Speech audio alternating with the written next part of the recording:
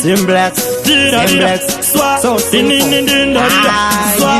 Vele, Telistonyen, Vele, Telistonyen, Vele, Dibostonyen, Vele, Dibostonyen.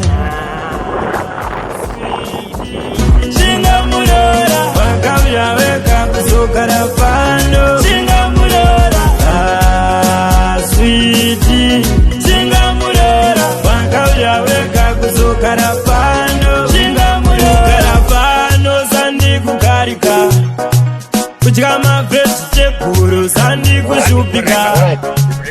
Iko kusiura na sandi kunisa.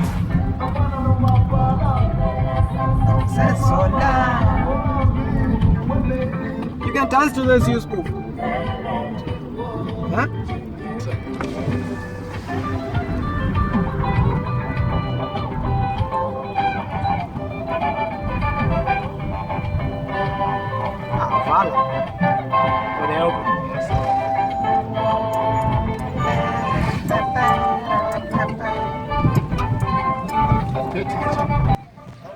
The Silver Queen, the first aircraft to reach this country, the Silver Queen, a Vickers Vimy bomber, crashed near this place on 6 March 1920.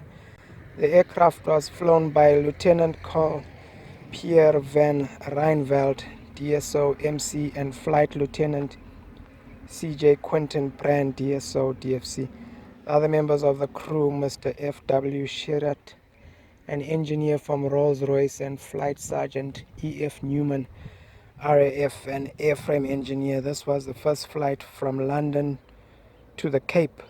After the crash and some days later, the flight was continued and completed by Van Ryneveld and Brand in a DH-9 aircraft named Voortrekker, erected by National Museums and Monuments. So this is here in just outside Bradfield near the golf course. A plane crashed here. Some history, huh? I would have never noticed.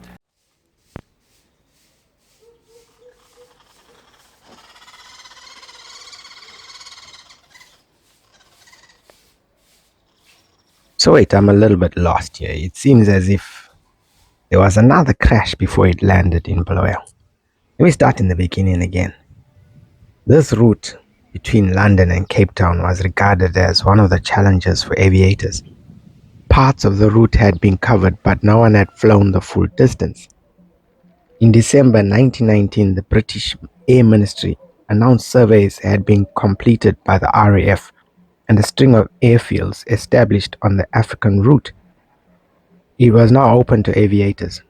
Urged on by the successes achieved by Alcott and Brown, first non-stop flight across the Atlantic, and the Smith brothers' first flight to Australia, the challenge began to gather momentum.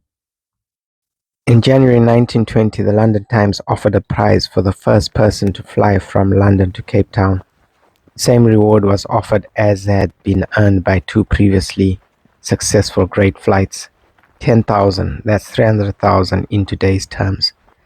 Less than a month later, a Vickers Vimy set out from England for the Cape, piloted by Captains S. Cockrell and F.C. Broom, with Dr. Chalmers Mitchell, Secretary of the Zoological Society.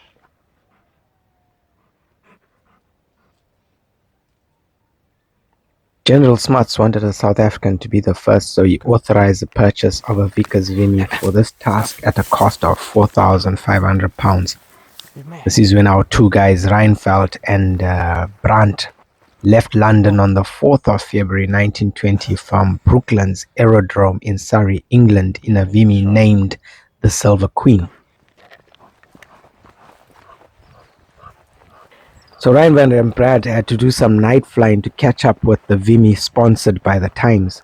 They encountered bad weather over the Mediterranean, so the crossing took approximately 11 hours.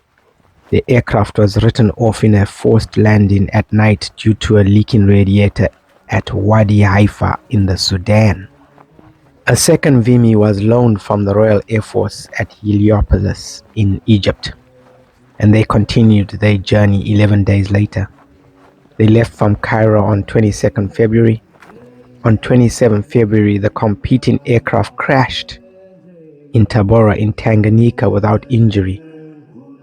The Silver Queen too crashed in Bulawayo due to being overloaded on 6 March. The hot and high conditions over Africa were taking their toll. But the South African government and the 2 South African pilots were determined that they would be the first airmen to complete an end-to-end trip to their homeland. Another aircraft, this time a de Havilland DH-9, part of the Imperial gift, was flown to Bulawayo and handed over to the 2 pilots.